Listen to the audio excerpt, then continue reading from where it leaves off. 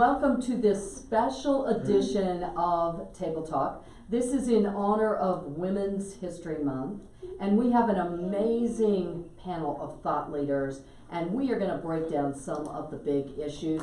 We're going to examine where we've been, where we're at, and where we're going. So joining me at the table, Chloe Dusant, Chris Sheets, Miranda Marquardt, Megan Rose Dyer, Larissa Hale, and Stacy Butcher. Ladies, thanks so much for joining me. It's fun to break some bread with you guys and be able to have conversation.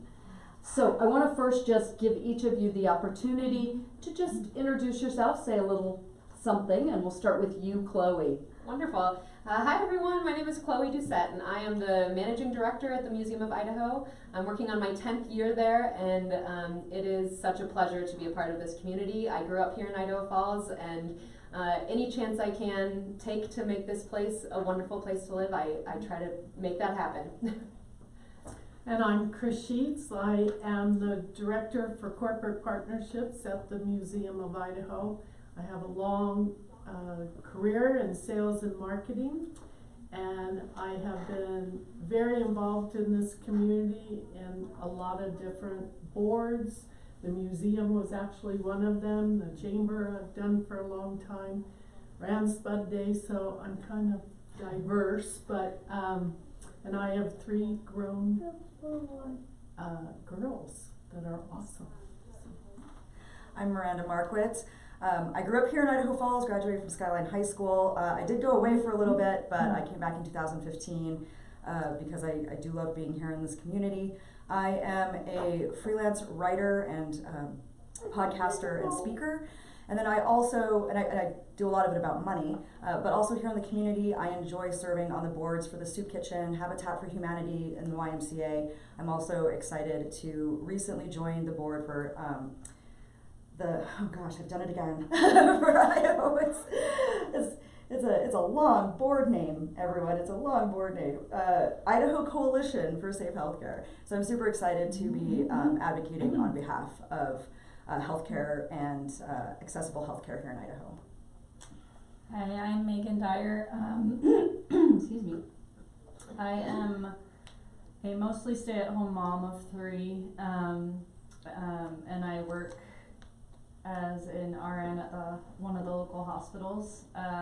I mostly like to get involved in some of the political chatter and some of the local things. I actually have run a couple local things relating to vaccine mandates when that was going on. And just like to be part of the conversation and try to promote change and positivity instead of just sitting back and complaining and being upset about things. So that's me. I'm Larissa Hale. I am the Marketing and Communications Director for the Greater Idaho Falls Chamber of Commerce. I have been in this role for 1 year now, and I've absolutely loved it. I graduated from Utah State just this past year with my degree in Marketing and Public Relations, and I'm excited to have a grown-up job and be here in Idaho Falls. So. I'm Stacy Butcher. I'm the Programs and Events Director for the Greater Idaho Falls Chamber. I've been in Idaho Falls for about 7 years. I have a blended family with 6 kids and then 2 dogs. And I absolutely love this community, and it's a pleasure to be here today with these other ladies. All right, and Abigail Martin, my producer, is here, and she is going to be monitoring Facebook. So if you have a comment or a question that you would like to ask our panel of thought leaders, please, by all means, feel free to jump right in. So let's begin by looking back at some of the challenges that women have faced over the years. I know sometimes as I look at movies that depict different time periods, I am incredibly grateful for those women who were real pioneers and persevered so that we could all enjoy more opportunities than they did. So I'll just kind of begin. Let's begin right here with you, Stacy. As you think about that topic, is there a particular woman that you admire who was kind of a trailblazer, or what experiences have you faced in the past where perhaps you have felt as if people were trying to limit you based on your gender? I think in general, like women, like the women's movement has women have put a lot of work into like where we are today, like been the trailblazers, like you said, and gotten over the stereotypes. In my personal life, I was in hospitality for a long time, and so I think there are some stereotypes there. The ageism, you know, I have blonde hair, so I'm being stupid, you know, and so you have to really prove yourself, you know, that you're not, just because you have blonde hair and, you know, maybe you're younger than some of the people and you're not a man, you can still do the same job, so. Right. Larissa, how about you? Well, I grew up in Wyoming, and they were the first state to ever let women vote, so I think that was really cool, and I grew up learning all about that. And so I think the women that were a part of Wyoming and pushing that, like, that set the stage for us all being able to vote now, which is incredible. But before this, I worked in athletics, and I feel like that is probably where I felt the most stereotyping happening. It was just assumed that, like, I didn't understand anything about sports, or and they would, like, kind of talk down to me a little bit, when in reality, like, I knew just as much as them. And so I kind of dealt with that a lot in athletics. So yeah. All right, thank you. And Megan? I don't know if I have like a unique perspective on this, but I am from Ohio, and I felt like I never felt limited by my gender with my job roles, and I guess I don't think enough about who I have to thank for that, who came before me, so this is a cool conversation. But I was a water park manager at 19 for hospitality, also an indoor water park, and then I ended up choosing to go back to school for nursing so I could be a stay-at-home mom. When I joined the LDS church, that became more of a priority to me, so I felt like that was always my decision, but and I never was limited, I felt like, by my gender or even my age at a young age, with getting those opportunities and getting to decide what I wanted to do and getting paid well for that. And so there's limitations that I feel I've chosen when you choose to work PRN or leave your job, or, you know, work a limited amount for a while. You obviously miss out on some work opportunities with that if you want to progress. But I feel like that was always my choice, and I'm not saying that's always the case, but that's kind of been my perspective on it, is that I've felt unlimited in my potential and what I can do as a woman. So I appreciate that, Megan. And Miranda? Yeah, so I think one of the things for me, as somebody who focuses a lot on finances and a lot on the intersection between finance and policy and politics, because we like to pretend like personal finance is not political, but it really is. And a lot of the things that we deal with in life go back to politics. And one of the things that I look at is the 1974 passage of the Equal Credit Opportunity Act. And prior to the passage of this act, it was allowed for banks to refuse to let women open credit cards or get loans in their own names, regardless of their, like, they had to have a man. If they wanted to, like, they could say, no, you can't open this without a man's signature. And so the passage of this act in 1974, for me, for personal finance, is one of the great landmarks of progress that women are able to make in owning their own property, making sure that they can take control of their own financial future. As we know, one of the biggest things is, we know that women are more likely to be in poverty at the end of their lives, even today. We know that women are less likely to have as much in their retirement accounts because of the roles that they take on. And so for me, the passage of this act was a great way for us to say, hey, we can take control of our financial futures, because what happens if my husband dies? What happens if my husband divorces me? All of those kinds of things. And then of course now today, we have We have all sorts of different partnerships, and it's not always a heterosexual partnership. And so having two women be able to take control of their financial future together is also something that is enabled by this act. So that's a big thing for me. And then finally, I think one of the big wake-up calls for me was when I found out that one of my male counterparts who was working for the same person that I was, the same publication I was getting paid half again as much as I was for each article that we wrote. And he told me how much he was getting paid. I went back and said, hey, I would like to be paid the same amount that you're paying this less experienced, less credentialed writer. I would like to be paid that much. And they said no. We're always told that we should negotiate and that we don't negotiate enough, but according to Harvard Business, they did a study and they found that women do negotiate almost as much as men, but they're told no at a much higher rate, and I was told no. So I walked away from that client and found other clients. But it was one of those things where more transparency is helpful, and the fact that I had a man who was willing to be an ally for me and share this information with me so that I could go and earn more money was huge. And that's one thing that we do still need, is we still need more men who are willing to speak up and provide support and march with us.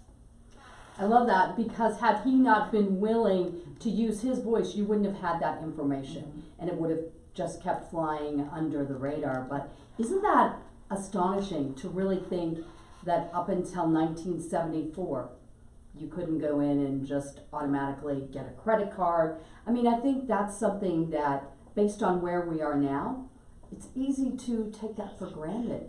But imagine the effort that went in to making sure that we could enjoy that today. Thank you, Miranda. And Chris? Very interesting, because I have grown up, I grew up in Pennsylvania, and then my dad moved us to Maryland, DC, Capitol Hill. So I learned very quickly on how to act, how to look, how to blend in, and was told to stand there, don't say anything till you are spoken to. So very interesting, right? And I don't know if that has had an impact on my work. I guess I've always been a very hard worker, and I guess I have not been very good at asking for a raise. However, I guess I always thought when you show people your work ethic that will come. So shame on me. And also, it might not have mattered. I mean, according to the research, it might not have mattered if you'd asked. But I did grow up with strong-minded women, and women that did speak their mind, but it is interesting that I did think subconsciously, I guess, that would come through in my work ethic, and people would notice and just offer you that raise. But Alas. and unfortunately, age gets the best of you, and then you learn some things a little too late. But yeah, and the other thing that hasn't been mentioned is voting, right? Right. Like without our vote. And how many people, especially women, don't vote today after all that women suffered? Mm-hmm. And so they brought it forward, and I do think it's important to vote. So true. And I love that you shared with us, Larissa, that Wyoming was the first state. I did not know that. But I agree with you that voting is such a privilege. And when you think about the fact, I mean, it just infuriates me to think that I would have been expected to just let my husband vote for me. I mean, anyone that knows me knows that wouldn't really sit very well with me. But, I mean, it is such a privilege that so many women worked so hard for. And in this time right now where there's a lot of dissatisfaction on both sides of the aisle and people saying we didn't want this epic showdown, and it always is so disheartening to me to hear people say, I'm just not going to vote. Because that is such a privilege to let your voice be heard where it counts the most, at the ballot box. So And at the state level. and at the state level, absolutely. Because you know what, Miranda, you're right. That's where our circle of influence really has the most reaches, right here in our right here in our own state, in our own community. So it's important that we don't overlook those local races as we get fixated on the national scene. And how about you, Chloe? Well, I am really excited to talk about the Trailblazers portion of this because, to be honest, the Trailblazers of Idaho Falls are one of the reasons that I remain here in Idaho Falls. I did not learn about this much growing up here, but since working for the Museum of Idaho, I have had this incredible experience of being able to learn about the women that made incredible change in our region. So I won't take too much time, but I'll tell you a little bit about that. You mentioned Wyoming was the first state. Idaho was the fourth state to grant women the right to vote, but they not only granted women the right to vote, they gave them the opportunity to have custody over their own children. They raised the age of consent from something like 12 to 18. It's backslid since then. And they gave women, obviously, opportunities to own property and the right to divorce, which was a huge deal. And there are a couple women that I'll just mention in particular that really inspire me. One is Rebecca Mitchell. She was a woman who came here.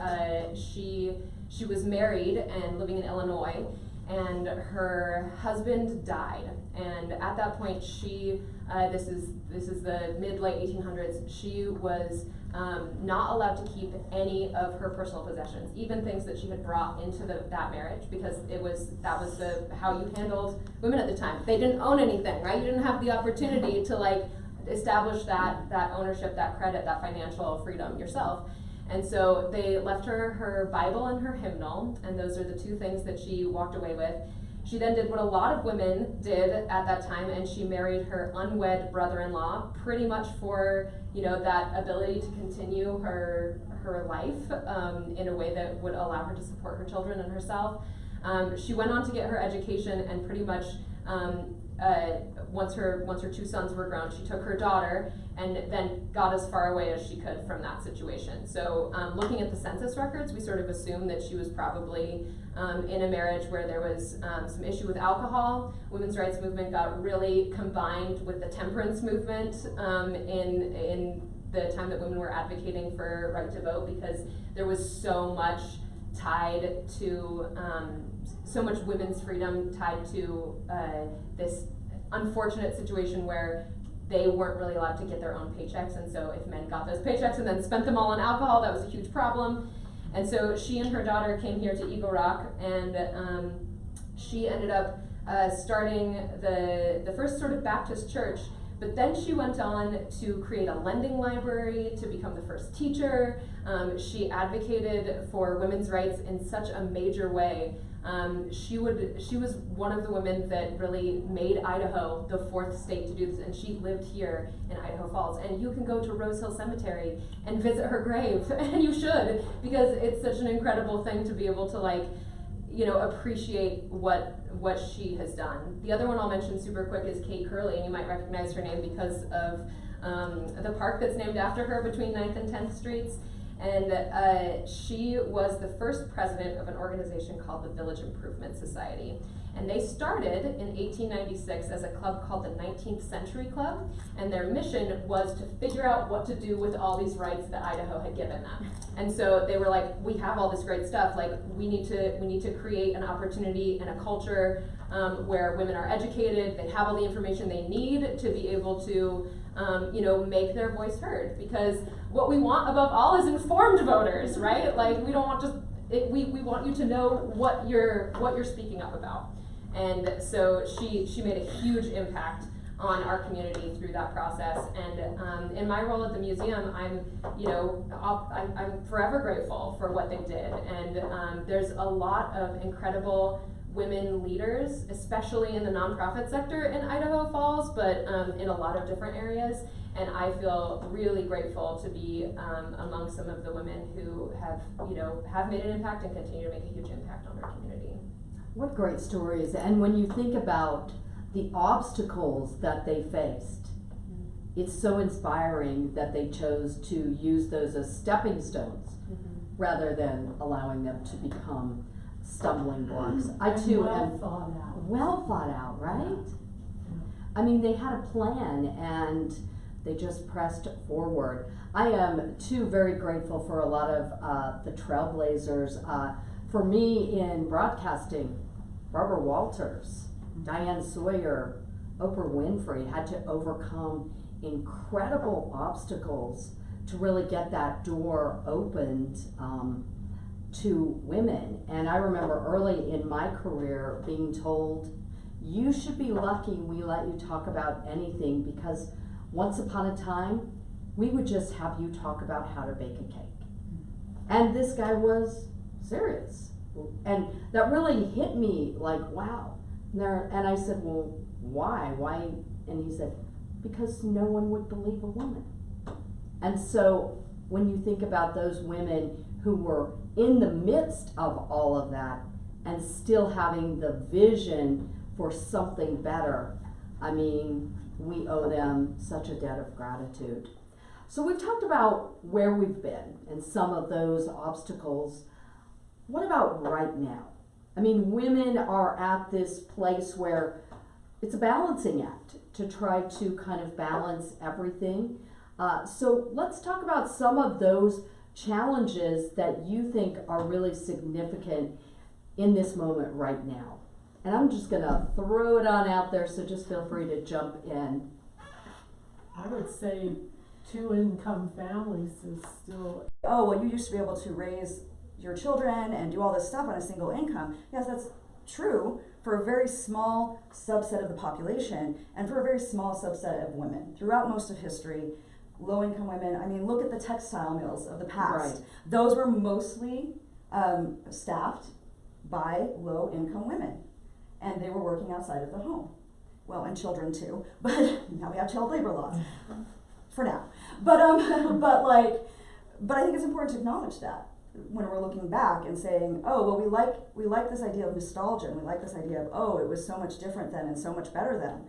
But was it, and was it so much better for everybody? Like it or not, there's some stigma associated with raising the questions, with asking those tough questions. So there's some tiptoeing. Well, if I say this, is it going to upset these people, or what does it do to my credibility?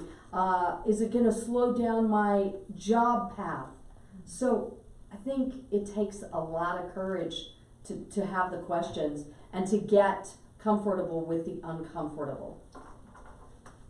Megan. I think it's tricky. Like, some of these things sound very needed and very noble and good to put in place but I think we, like she was saying, we don't think about the burden on especially small businesses. We saw what happened during COVID, just that shutdown, and it wasn't even as long here. Many businesses closed from that. There's not a lot of leeway for some of these smaller businesses, whereas these larger businesses can kind of afford to like be more diligent about FMLA or health benefits. I know people who work for startup companies and smaller businesses, when they made the law, I think it was like over 8 employees, you had to provide healthcare benefits. And I think, like, in theory, those are good measures, but it can sink a business. So I think it's tricky what we decide to put on businesses and what we decide to put on consumers or workers to kind of decide who to work for and who not to work for to push this change, versus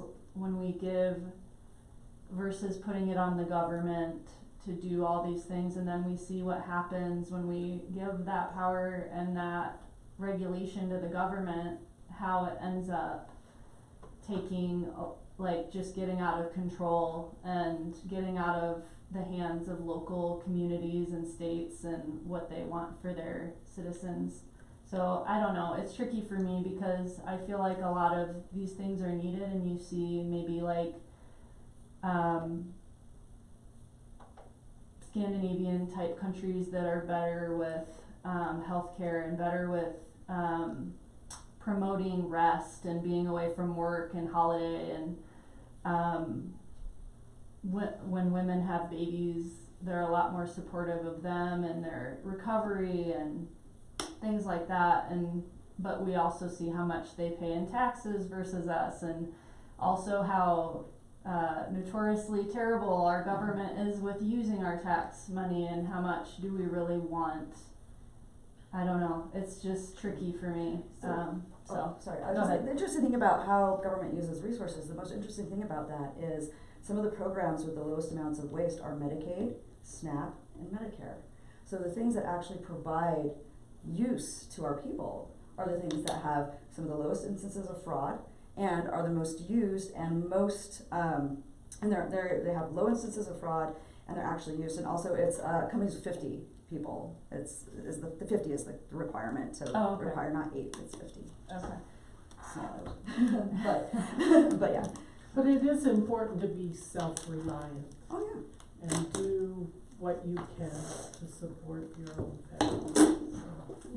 And I love that highlighting kind of the dilemma showcases that, yeah, sometimes there are those unintended consequences because we want small businesses to thrive. They're the heart and soul of our community. And Megan, I love that you pointed out that COVID was one of those situations where there was some unintended consequences. We saw some really good small businesses kind of fold and they couldn't take that pressure. So I think that gives us the opportunity to then maybe get outside the comfort zone and get creative and say, what can we do? And maybe it is choosing to support a little bit more frequently those small businesses, doing our part in supporting them. We have a wonderful community. The Chamber, you guys do a great job of highlighting what we have here and getting the word out about that so that people in our community can really step up and help those small businesses thrive. And I think sometimes, as you pointed out, Chris, the self-reliance, I can't help but think that maybe there are some solutions where employees come together and decide to say, you know what, this matters. So we're gonna step up and support someone when they go on leave. We'll take on some of that work because this matters. This is important. And so that all the burden is not then being felt on that company to try and, support somebody who needs that time off, and yet their bottom line is in trouble. So I think there is something to be said for coming together and finding some of our own solutions by prioritizing teamwork. I think that there's maybe a emphasis that should be made too on, we have a healthcare system in the United States that requires a lot of hoops, I suppose, and I think that there's a lot of investment that individuals and the companies make in healthcare for that reason.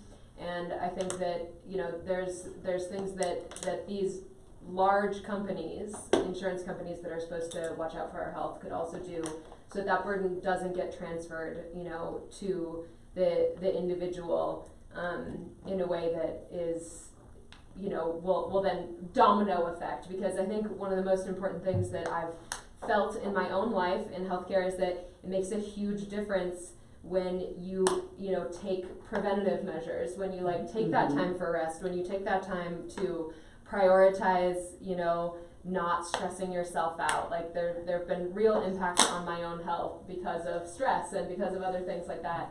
And I think that I would love to see a world in which insurance companies prioritize that for people, so that we're not just down to a point where we only have, they only cover things that are, in this very narrow window. And I think there's more opportunity to expand that. Yeah, I mean, my son is almost completely blind in one eye because of a condition called keratosis. Well, we are waiting to see if the insurance will cover, to see whether this works. We are waiting to see whether an insurance company is going to agree with what the doctors say. That's what we're waiting for. And we are a country that is supposedly the wealthiest country in the world. We are a country that is supposed to be leading the world. We are a country that, and we are the only country, the only OECD country that has these problems. We pay the highest costs for our healthcare, and we have the worst outcomes. and the math just doesn't math when it comes to healthcare. I think you could look at the flip side too, though. Yeah. Socialized medicine, there's a lot of parameters and a lot of boundaries with that. And I don't think that that's what you want to go to either. Well, I mean, I think that there are lots of ways to have in between, like most country, like if you talk to people about, like, you know, my Canadian friends, my British friends, all of my friends in those areas, we are still paying more for worse outcomes, regardless. So it's not like our system is the best. Well, I can speak for my brother-in-law's Yeah. Canadian, Yeah. and he just went through cancer. Mhm. And had he had that cancer in Canada, he would not have had access to treatment because they pick and choose. He would have not got the treatment. He's now in remission for 4 years. And my sister-in-law and her family, they live in London, and they have private health care because even trying to get into the doctors is a huge obstacle. Yes, our country needs to revamp our healthcare system, but I don't think going to those, I wouldn't compare Canada or Great Britain as having exceptional healthcare. Oh, I didn't say they're exceptional. It's Yeah. just they have better outcomes and lower costs than we do. If you yeah. are, if you're able to Yeah. get the surgery, But that's a lot the of same times thing here. age-wise, Like, I guess it depends, but I'm not, I mean, like, if I am lucky enough to have the means, that if the insurance company decides that my son doesn't deserve this treatment, I am lucky enough to have the means that I can pay for it. Most people can't. We have, you know, and when you look at that, like, I mean, my best Canadian friend, he had a different experience. His father had cancer, and he was able to get in and get treated.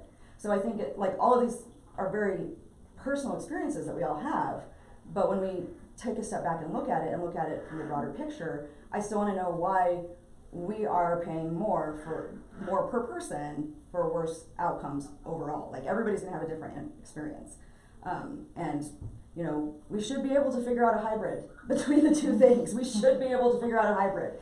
Germany's figured out a hybrid. We should be able to figure out a hybrid.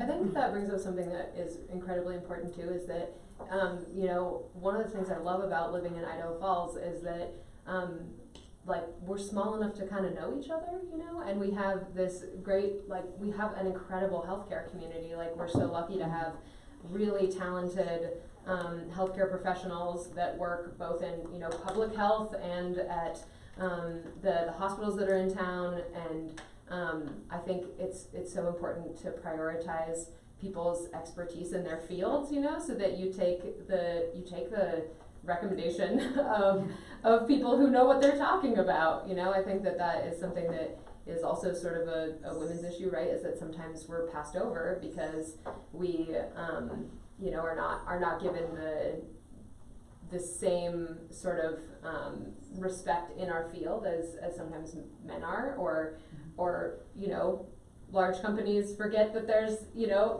a person there who knows what they're doing. I think we see that in healthcare, we see that in education, and I think that's what makes Idaho so, and our community in particular, so wonderful, is that, like, we are this mix of people who know each other and want to, you know, want to have conversations, and so that's good, I think.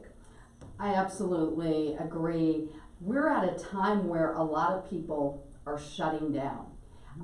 Cancel culture is real. People are getting unfriended on social media over opinions that they have. And there was a study that came out just before the holidays saying that a lot of millennials and Gen Zs did not want to celebrate Christmas with their families because they did not want to engage in any kind of political or difficult conversations. And to me, when I hear that, I think, wow, we've got to lean into these difficult conversations, because we can't hope to make any kind of progress if we're burying our heads in the sand and unwilling to sit with these difficult conversations. The fact is, we can have these differences of opinions and still treat each other with respect and civility, and that's where we're gonna find some real unique kinds of solutions. It's through the magic of collaboration. Well, I want to ask you, and I'm just going to throw it out and let all of you kind of jump in, but where are we going? Where do you see us going? And what steps do we need to take to get to that next level? Anybody? We as women, As women, as a culture. society, as Well, a culture? I think it's okay to have conflict that's healthy. Right. We've talked about this a lot. Mm-hmm. I think that some of the younger generations are afraid to like address it, and they want to bury themselves, their head in the sand. But if they actually go through that process, they may not always like the outcome, but at least they've gotten it off their chest, and to be able to do it civilly, not Yes. shouting, not screaming, not like like all the stuff we see on TV. It's nuts. Just people need to take a step back, calm down, and have those difficult conversations. And it's okay. It is To okay. disagree with your family, to disagree with your friends, that's why we live here, right? Because we're free to have those opinions. Yes, freedom of speech is a really beautiful thing. And one of the things that I was thinking of, Stacy, as you were talking is, with those younger generations, they've grown up buried behind a screen, and keyboard warriors, pound out little nasty grams and don't think about the consequences. And those same people who can be really particularly bold behind the screen freak out if they have to have a face-to-face conversation. So from where I'm sitting, I think we've got to bring some communication into our school curriculum. We fight all the time over what pieces of history can be taught, what shouldn't be taught. But at the end of the day, communication is a basic function of society. And we have a whole generation of kids that really are very scared to have any kind of confrontation face to face. They don't even like a phone call. Yeah. They will avoid a phone I call. don't like a phone call. I think one of the biggest issues I see that's a huge block in these conversations is that if one side tries to take the moral high ground, the conversation. If one side tries to take the moral high ground and it takes a downturn, the conversation goes off the rails,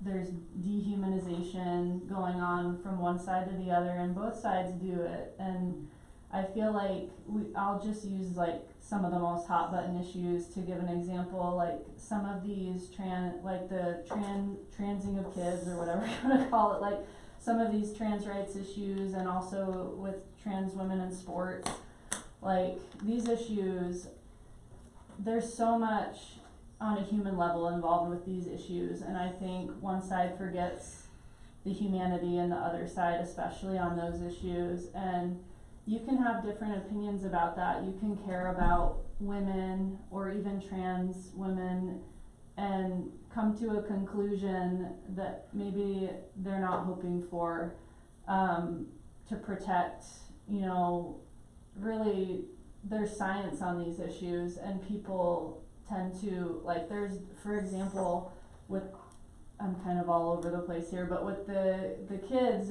in particular, with some of these transitioning hormones and things like that, people will get labeled as hateful and bigoted and transphobe and anti-LGBTQ for just wanting to protect these kids from having complications medically. Some of these things have not been vetted, but the conversation gets shut down because it becomes a rights and equality issue, and we're not taking care to make sure we love these people who are wanting these. We're not even, doctors are afraid to say no, they're afraid to lose their license,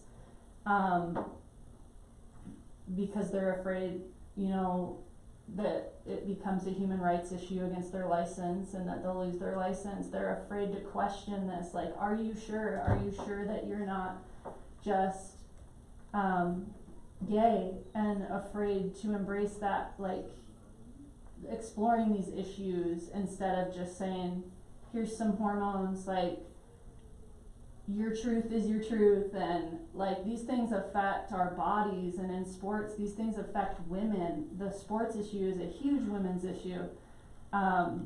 Women are getting injured. Women, I got a college scholarship for sports, and so I know how huge this is for women. If I was in a sport and a male would easily beat me, that was maybe 10th as a male in their division or whatever, and I was a top tier athlete, and that would have crushed me. I could have lost my scholarship.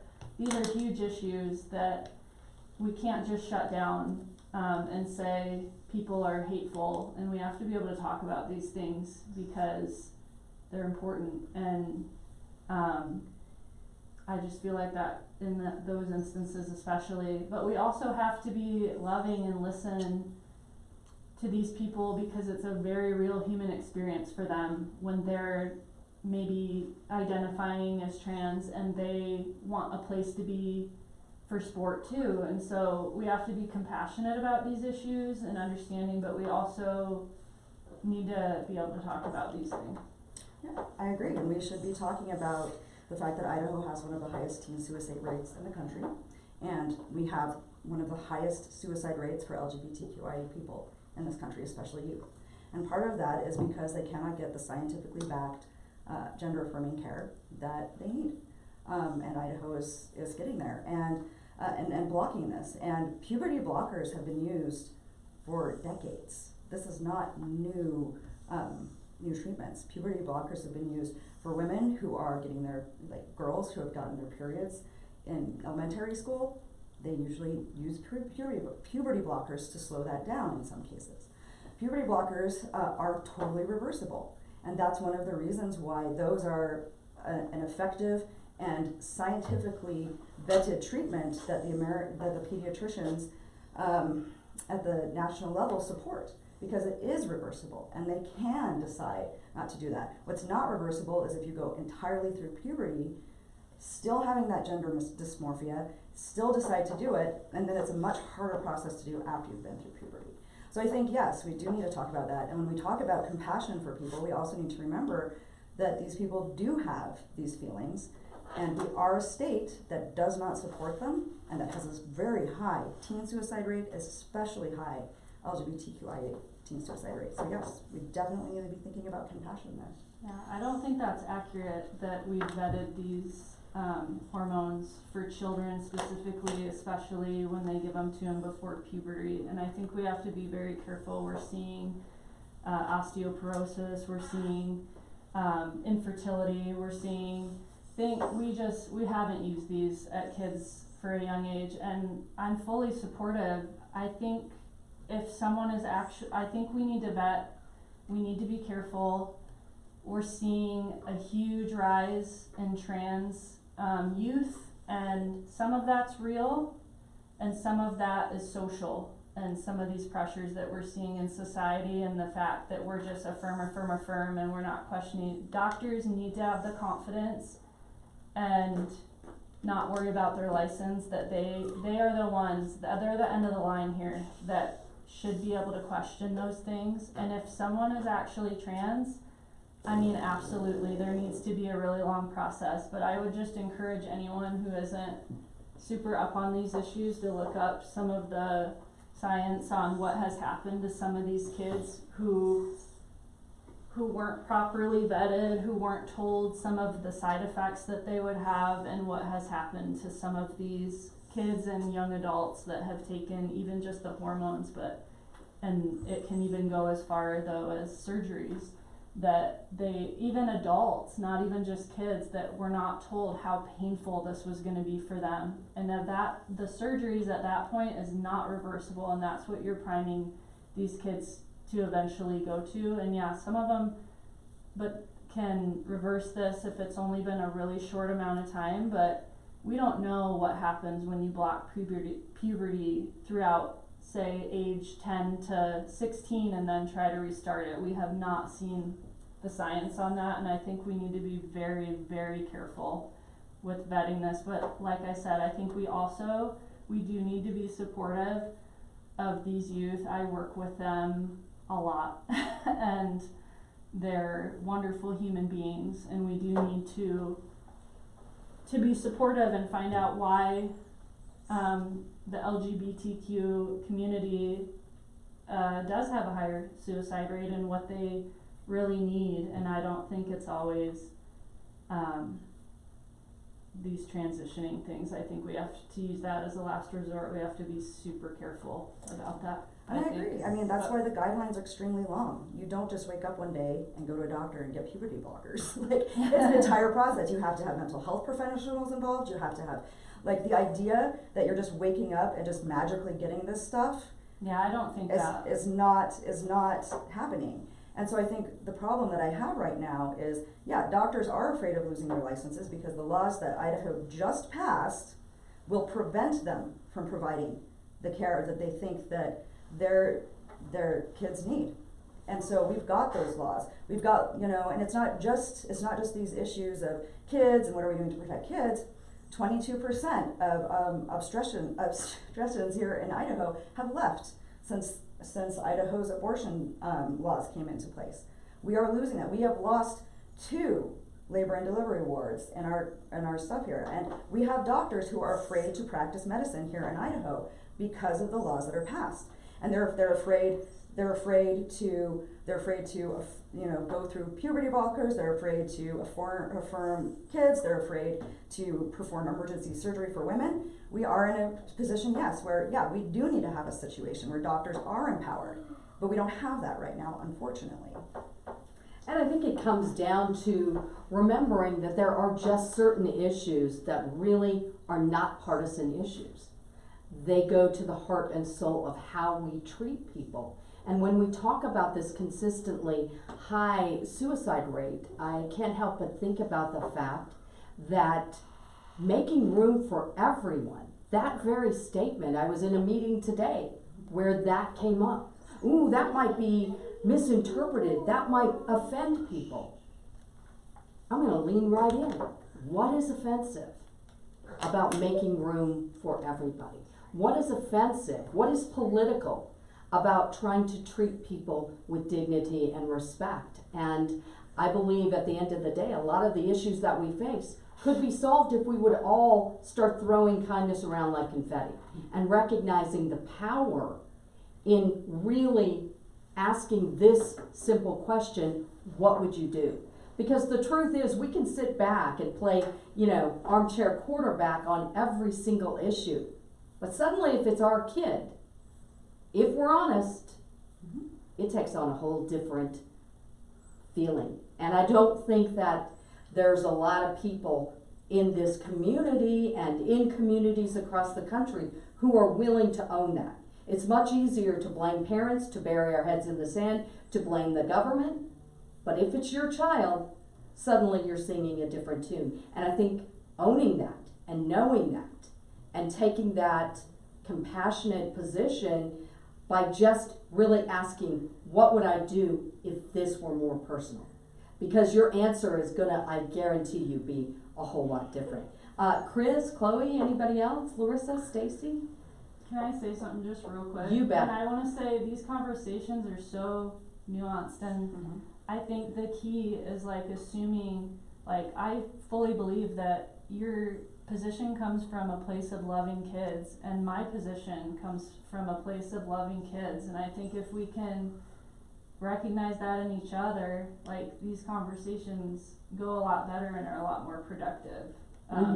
And I fully believe we're doing that, but we don't see that a lot, especially social media, but just out there in general, it's gotta be a gotcha, with the media, Right. a demonize, they'll invite someone on from the other side just to interrupt them and grill them, and it's just not helpful or conducive to a kind society, like you're saying. Right, and I think that has the power to make a lot of difference. Stacy, Larissa, anything you want to throw in? I just think communication, and I Yes. actually think it starts in high school, middle school, Yeah. letting people understand that it's okay to have that open dialogue. And like I said, that Starts at outcome. home. Well, yeah, it starts at home, but I think there could be a course in high school that kids don't know how to talk to adults. They've got Right. COVID, they were behind their computer screens, they've got this little box in their hand all the time, and so, family needs to cut down on that screen time and have conversations. We couldn't have the TV on, my dad turned the phone ringer off at dinner time, and we all talked about our day, and we need to get back to those really important values. Yeah, and there's a lot of data out there that shows the power of those family dinners. But I agree with you, Stacy. I've been saying for a while that I think we need a life skills course in our curriculum. We focus so much on the ABCs and 1, 2, 3s, and I'm not saying they're not important, but making sure that kids come out of high school knowing the basics on how to interact in society.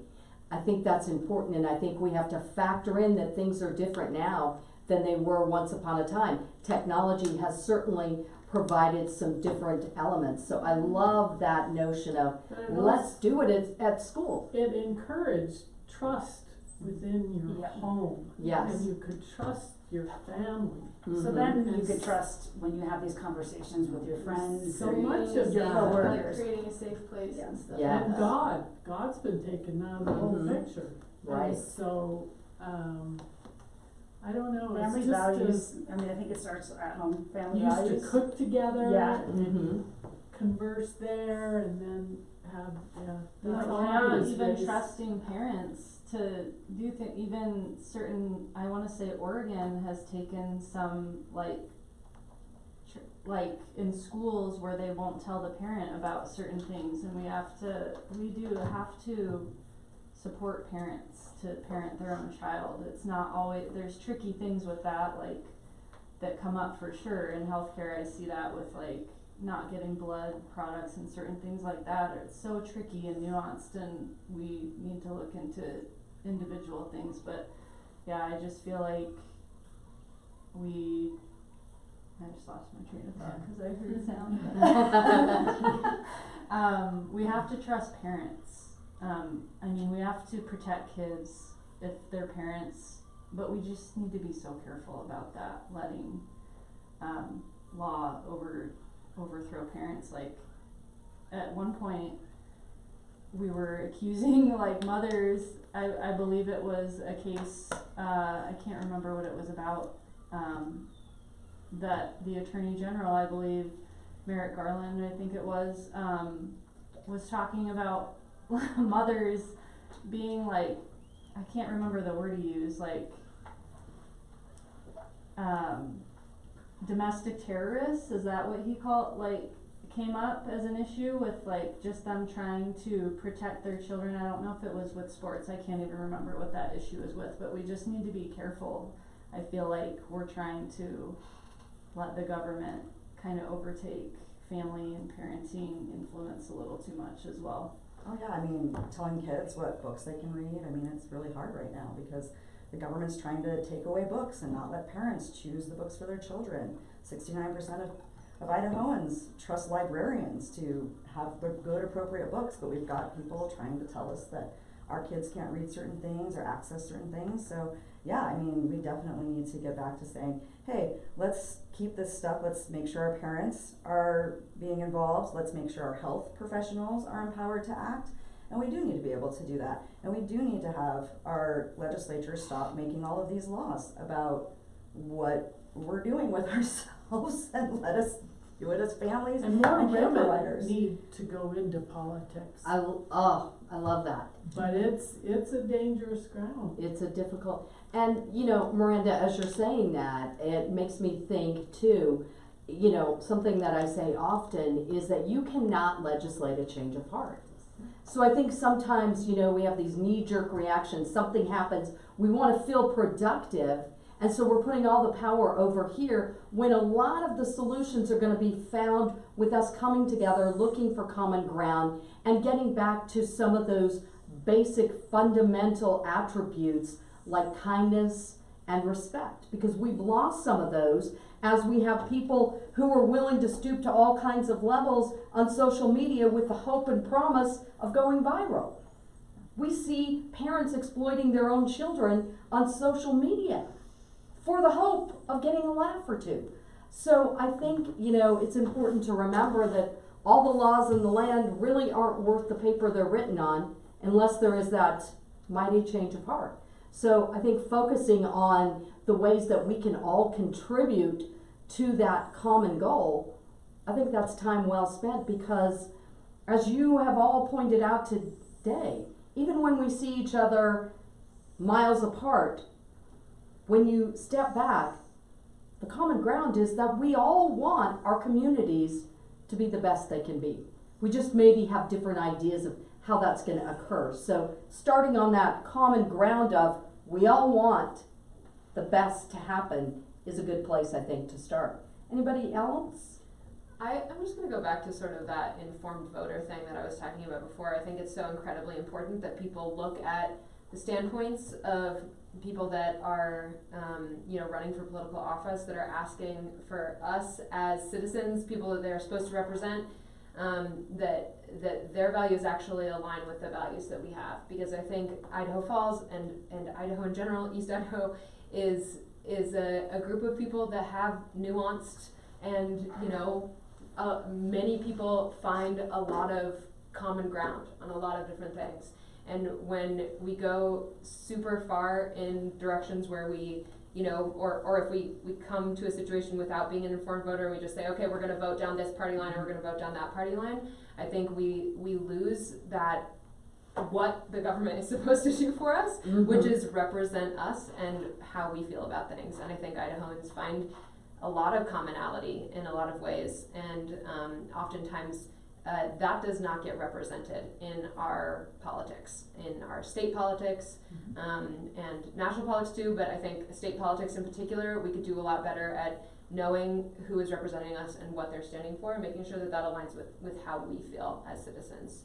And I feel particularly lucky to work and live in Idaho Falls because I think our city government does a really wonderful job a lot of times of and our, maybe not just our city government, but we have city officials that are elected in particularly nonpartisan positions, and that I think allows and forces people to understand what those folks are trying to represent versus just choosing one side or another. Really, Politics is sports ball. really Don't have to a ride or great die. perspective there. It's looking at what somebody stands for. And I think that as we start to do that, we're going to give more power to those politicians, because right now, think about it. So often they're afraid to really speak from their heart because they don't want to be alienated by their party. We've seen cases come up of, oh, you're not towing the party line, yet they're trying to represent their constituents. So I think it does come down to clinging to that common sense, looking at where people stand on the issues and celebrating the magic and beauty that happens when we come together and collaborate, and we're not afraid to talk to each other about the really big issues, and there are a lot of them right now.